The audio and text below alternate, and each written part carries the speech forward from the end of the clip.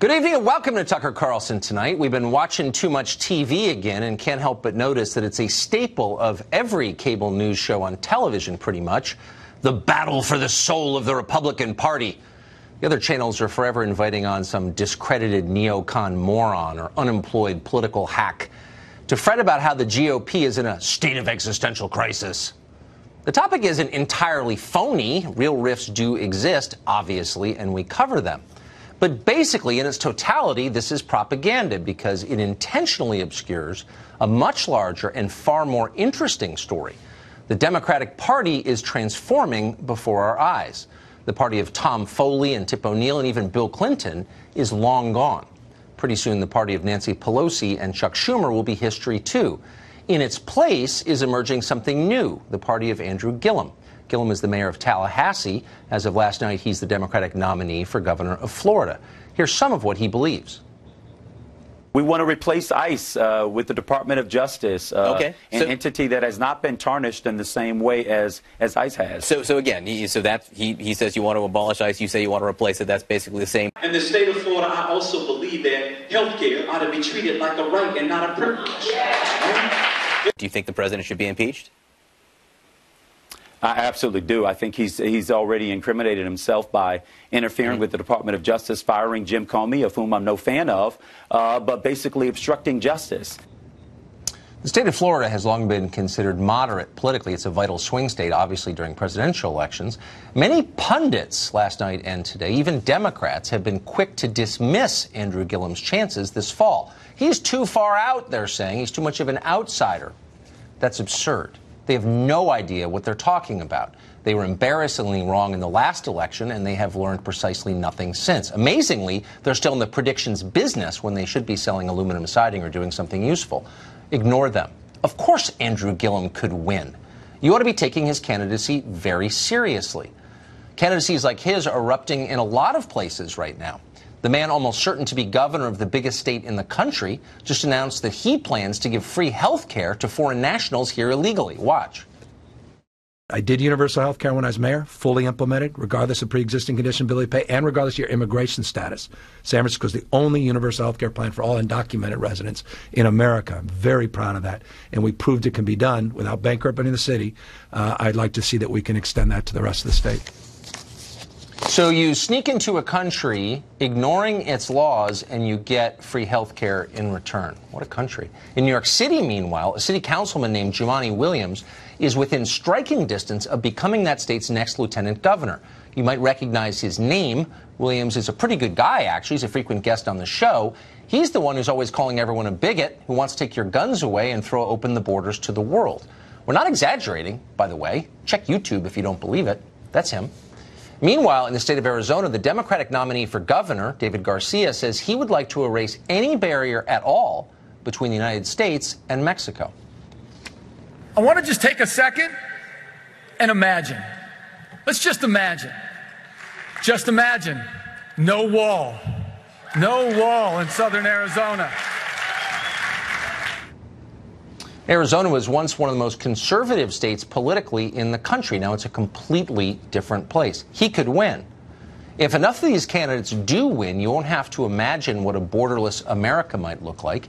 It'll be the reality and just the beginning of the new reality. Consider this, a proposal from Zephyr Teachout. She's a candidate for Attorney General in the state of New York. And as Attorney General, I will continue to speak out against ICE.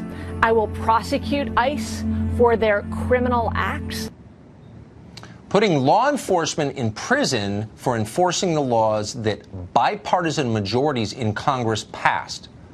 So you don't need to be a Trump partisan or a conservative Republican or some kind of wacko right-winger to worry about all of this. Any normal American ought to be deeply concerned about what the Democratic Party is in the process of becoming. A lot of Democrats are very concerned about it, not that they talk about it on television. And concerned not because the ideas are bad or good for any one specific group, but because they're bad for America overall. Christopher Harris is the president of Unhyphenated America, and he joins us tonight.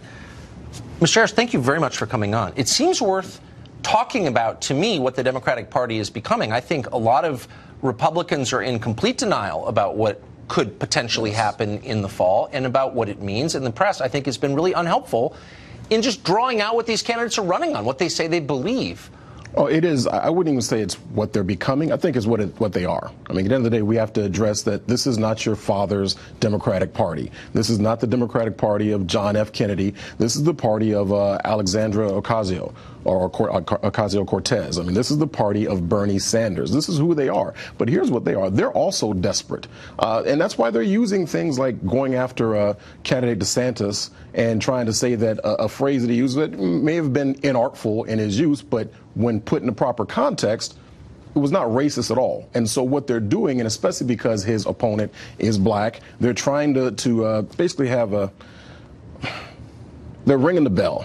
Basically, it's a Pavlovian response that they're expecting from black people in general to say, oh, my God, this guy's a racist. We should try to get rid of him. But here's what's happening, Tucker. The economy is doing well. I mean, Florida has the second highest number of black-owned businesses. And there's about 251,000 black-owned businesses. And what happens is if you allow people like Mr. Gillum to get in office, here's what he wants to do. He wants to increase the corporate taxes on those black-owned businesses in general also by close to 50%. And so we need to address the things that are good for all of America. Well, exactly. And that's kind of my frustration, is not that people disagree with me. I assume they do. But that we're having the wrong conversation. It's all a sideshow. It's all mindless. Absolutely. Okay, so-and-so said that. Okay, great. But here you have a candidate who's running on the idea that health care is a moral right. You have an obligation to pay for someone else's health care. Why aren't we debating that? Why aren't we fleshing out what that means? What are the implications of that? Is anybody even talking about that? No, they're not. They've been conditioned to have a squirrel moment, you know. Exactly. And I have to, it's all up, right? Squirrel, right? But, I mean, one of my favorite economists, Dr. Thomas Sowell, said he has three questions that pretty much invalidates everything the left says. You know, he always asks, at what cost, compared to what, and where's your hard data? So when people like Mr. Gillum says, oh, we need to have health care for all, and going back to the tax issue, one of the things he talked about in his campaign was saying, hey, you know what, our taxes will only be 1% lower than California. Well, California's a steaming pile of mess right now. I mean, it's falling apart. They have to hire people to come and clean up urine. And you had what? You had Gavin Newsom as the mayor, and he wants to be governor. Well, basically allowing someone like Mr. Gillum to be in charge of the entire state, the third largest state in the country, with the fourth largest economy, a $967 billion economy. And they want to let someone like that run the state. It's going to hurt everybody. And that's one of those things that people need to be having this conversation. It would be nice to have a conversation about economics once in a while and not just identity, because in the end, economics affects everybody. It affects everybody. Amen. Mr. Harris, thank you very much. Thank you, Tucker. CNN is continuing to stand by a story that one of the people who sourced it says might be false. In July, CNN broke news that Donald Trump was aware of that famous meeting with the Russian lawyer inside Trump Tower before the meeting happened. This would be potentially significant. Laney Davis, the lawyer representing Michael Cohen, says he was the source for that story. And then he admitted he doesn't really know if it's true. He can't back it up. CNN says it has other sources for the story, though it hasn't revealed who they might be.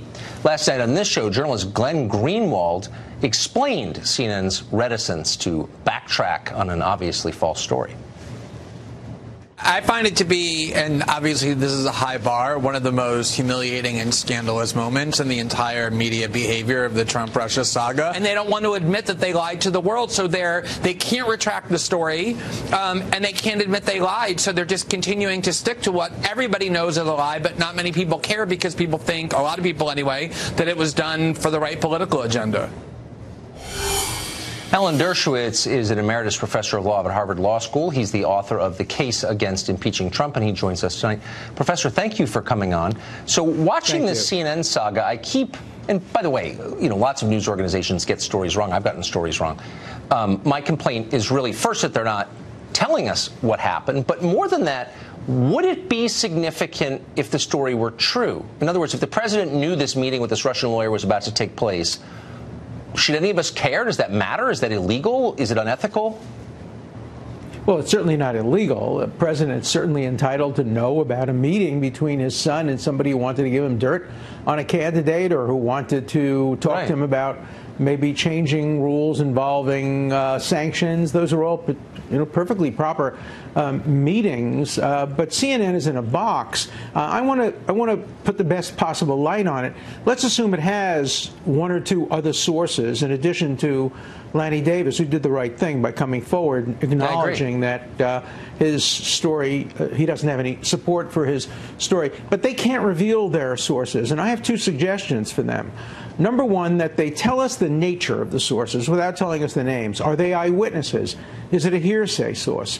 Or second, that they give the source to their expert on journalism and let their expert decide whether or not they should stick with the story, or some outside expert, somebody from the Columbia School of Journalism, who could learn the name of the sources, then go talk to the sources, still keep their names confidential, and then come forward and say, there is a basis, we're standing behind CNN.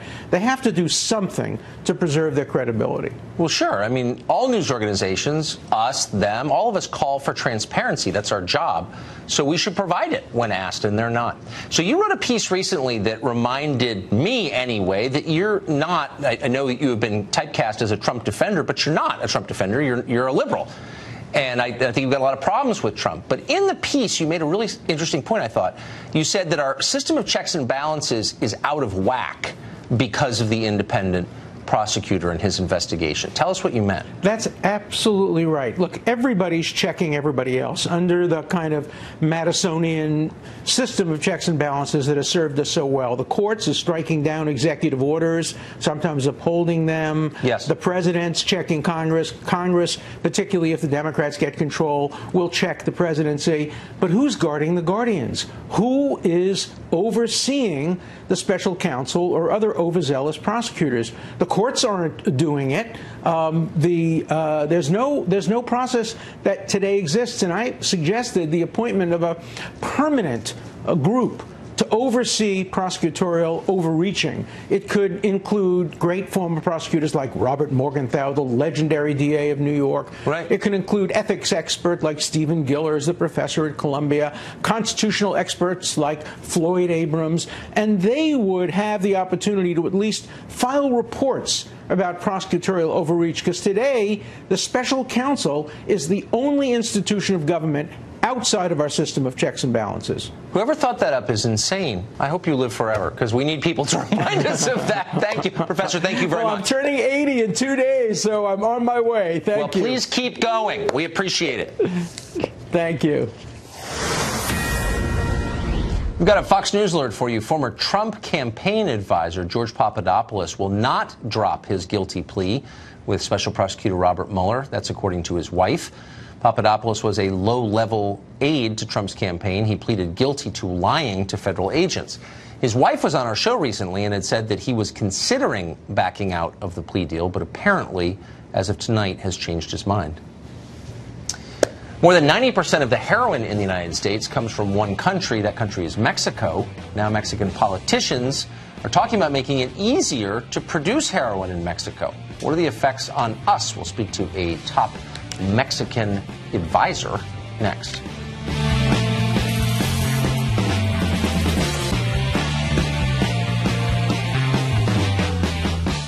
Mexico is the leading supplier of heroin to the United States. No one else is even close. About 95% of the heroin that comes into this country comes from Mexico. And that's not a small thing.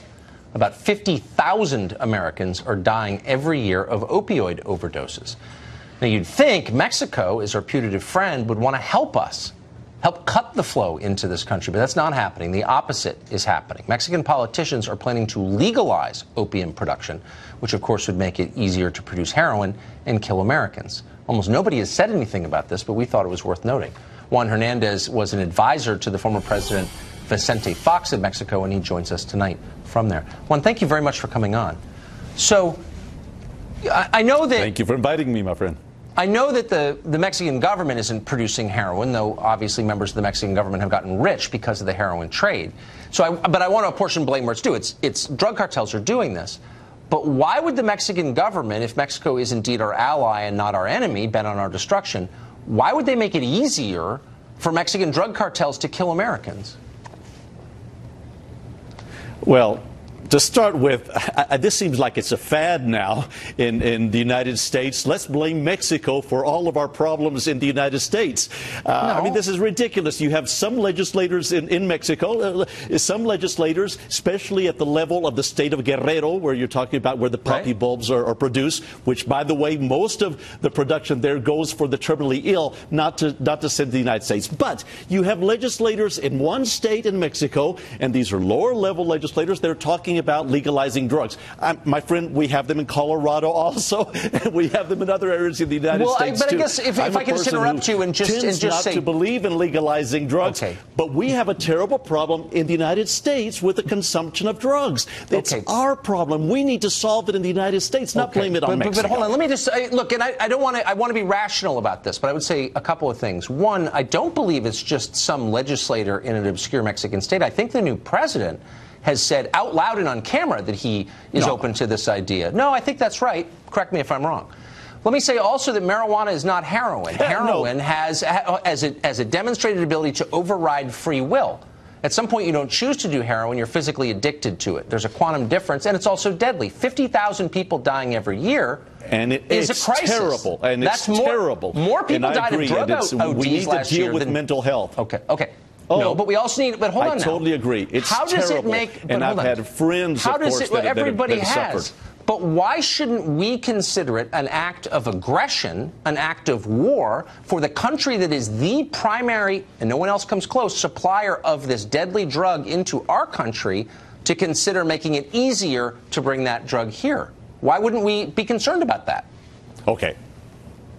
You say you want to be rational, and I believe you, my friend. I do. Okay, we have a problem with the consumption in the United States, and we must recognize that. The drugs are coming into the United States, and we're not doing anything. I think we go back to just saying no with Nancy Reagan. There has not been a serious program in the United States to stop the drug consumption. I've had friends of the DEA tell me in the United States, Juan, if we would just stop a few of the trucks in California and in Texas, we would find, because we're talking about from Mexico, from Central America, from Afghanistan, from other countries, it's wholesale coming to the United States. No, but I'm sort of okay. No, but look, I'm trying to track with you here, and millions of people who are consuming drugs. My I understand. Friend. It's a very complex problem, and Mexico and the United States need to work together. But I'm wondering why you're doing what so many of our guests do. I'm willing to concede many things that you said. It's a complex problem. The United States needs to take a new tack on the problem. Our rehabilitation programs don't work. They have never worked. We should be thinking about how to make them better. There are a lot of things we can do. That's right.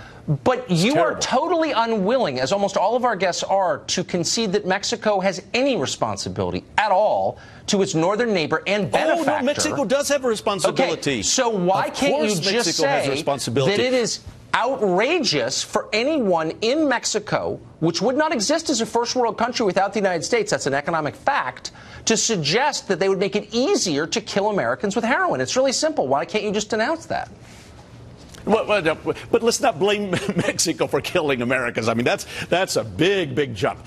I think that it's outrageous, my friend. Heroin is killing thousands of Americans. That's not a made-up stat. And in Mexico, no, I think it's outrageous for legislators in Mexico and legislators in the United States to minimize this terrible problem of production in some countries, including Mexico, and in consumption in the United States. Not in some countries, including. Let me just say, why is it so hard to get anybody to concede that Mexico has ever done anything wrong? Is it a holy country? Is it totally above? Look, I'm not attacking Mexico for all of America's problems. I'm saying that 95% of heroin comes from Mexico. No. I'm willing to say that there is a problem, and Mexico is part of the problem, but the United States is the one consuming the drugs. Why is it so difficult for you? Oh, so it's our fault. So you're going to say to the parents of a 17-year-old OD victim, it's your kid's fault. Really? Because actually, I think the blame goes both ways. No, I'm saying that in the United States of America, we need to work on this problem. It's incredible how many millions of people are falling into the trap of these terrible drugs. But let me talk a little bit about Mexico. Yes, you have accused the state of Guerrero. Unfortunately, we're out of time. I've certainly let you filibuster quite a bit. And I think there are problems there.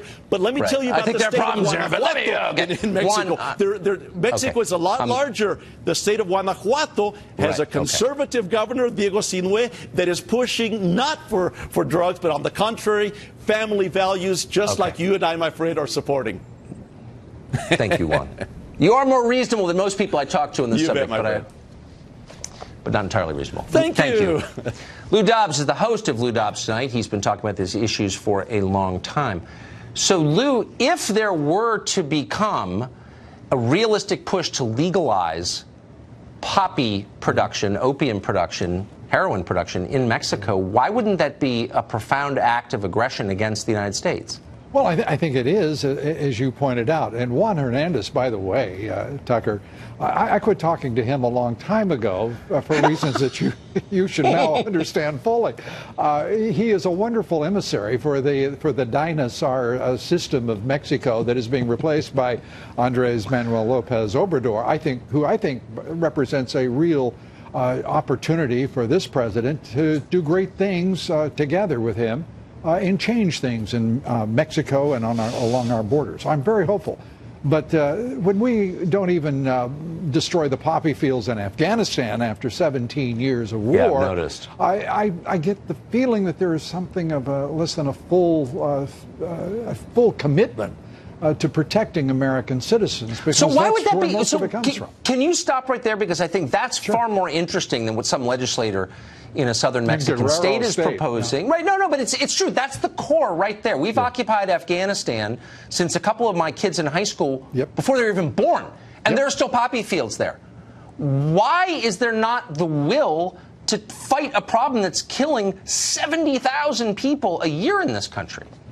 Without President Trump, there wouldn't have been an expression of any will at all. He is leading on this issue. It goes back to his first statements as he announced that he was running for president.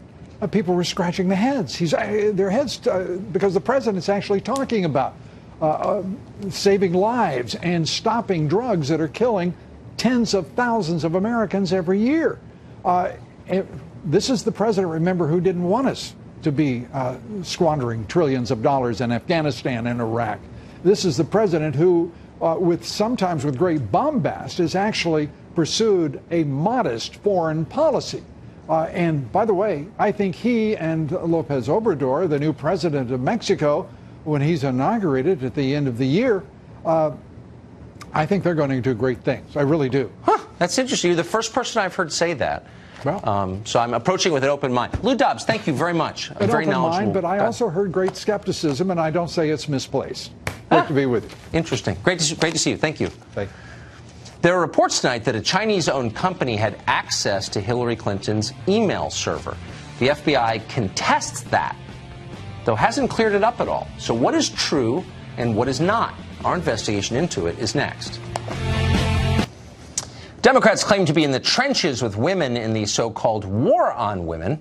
It's unclear what role six-term Congressman and Democratic Party leader Keith Ellison is playing in that battle. But now that he's been credibly accused of beating an ex-girlfriend, you'd think he'd have to lay low for a while or at least explain himself. After all, his fellow Minnesotan, former Senator Al Franken, stepped down for doing far less than what Ellison is accused of doing. Democrats said they're going to investigate the allegations against Ellison, which we should note, because we always do, are mere allegations and not proved. But we'd like to know if they are true. So we reached out today to find out if the party has made any progress in this investigation. It sounds like investigators have not made a lot of progress. They may have hired the same investigators who looked into Joy Reid's hacked blog posts over at NBC, or tried to figure out how the Access Hollywood tape got to the Washington Post. Two investigations that are ongoing. We will keep you posted as we get more information.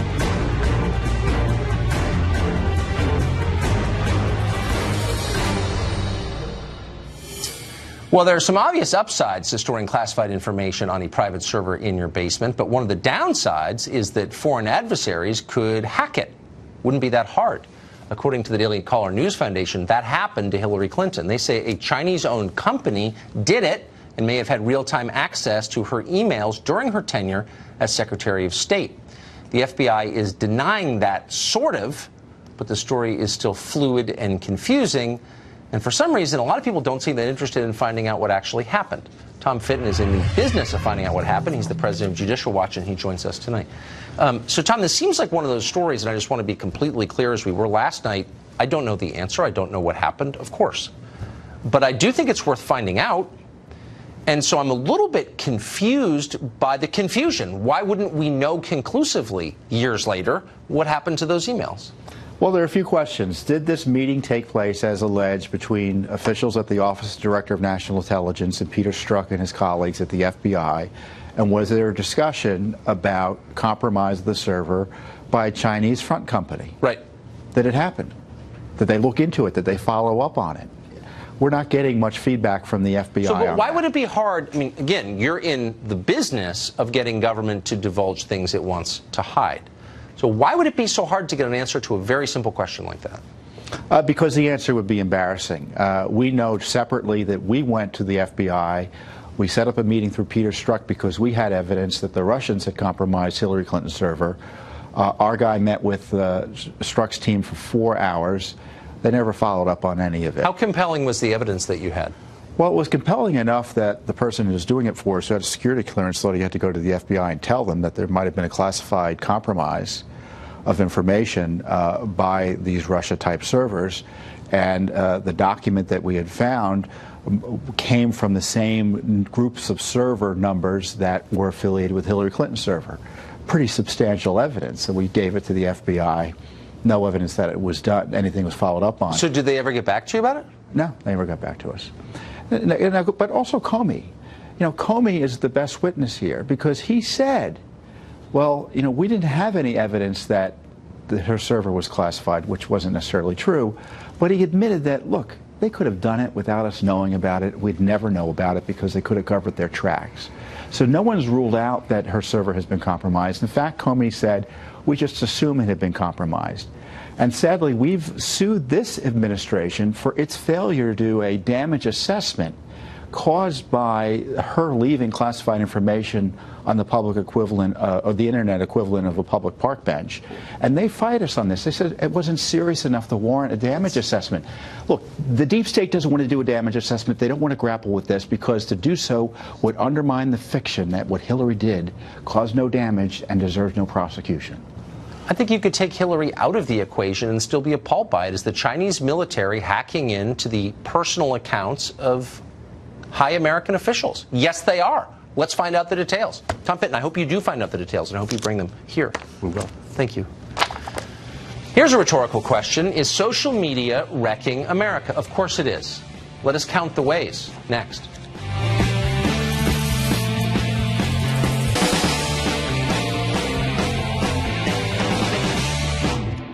Social media has completely, well, we weren't paying attention, transformed our society. And in a lot of ways we don't even understand yet. Fox Sports 1 host Jason Whitlock says it's wrecking sports too. And he joins us tonight. So how is, I mean, I guess I'm not surprised to hear this, but I'll be interested to hear the details. How is social media wrecking sports? I think it's killing sports because all the athletes are 1,000% addicted to social media. The entire national anthem controversy is being driven by social media. These guys are addicted to retweets, likes, and mentions, and followers. And so, again, there's no real substance to what they're doing other than trying to build their social media brands. It sounds great when they get, oh, we're trying to raise awareness about police brutality. They're trying to raise awareness about their social media brands. That's what they're really doing.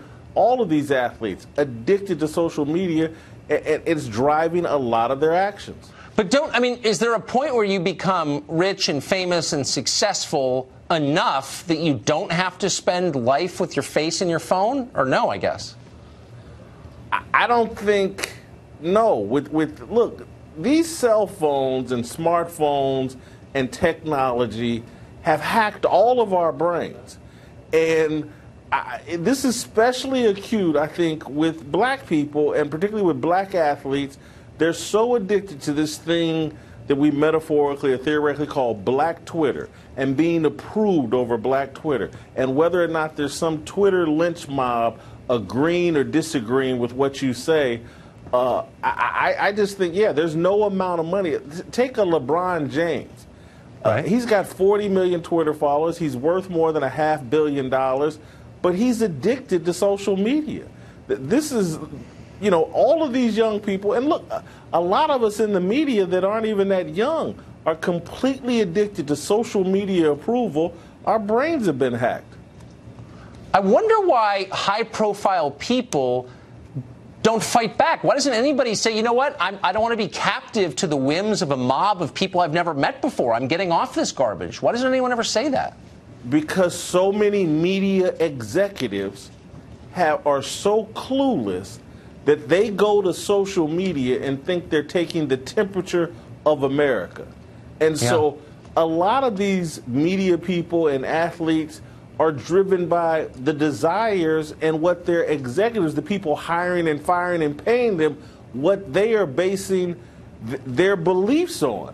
And so many executives are so caught up in social media that, oh my God, someone has 500,000 Twitter followers. That must mean they're very popular and what they have to say is very smart. And it's approved by so many people. The executives are fooled, and so let's don't be shocked that the people that work for them are fooled or trying to please them through social media. The great Jason Whitlock. Thank you very much. Sad. Thank you, Tugger. Our investigation into Antifa is next. What is the group really about, and are you still allowed to criticize them? We'll speak to a former member or associate of Antifa next.